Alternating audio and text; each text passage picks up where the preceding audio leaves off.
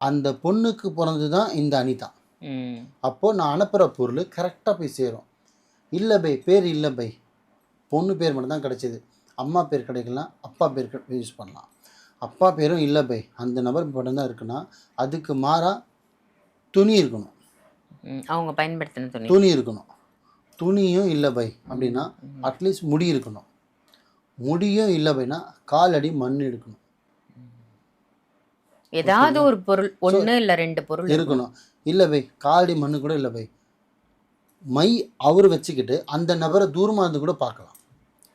ஒரு ஆஃபீஸில் வேலை செய்கிறாங்க, அப்ரோச் பண்ண முடியல, நீங்கள் மை வச்சுக்கிட்டு அவங்கள பார்க்க பார்க்க அவங்களே உங்களை அப்ரோச் பண்ண ஆரம்பிச்சிருவாங்க.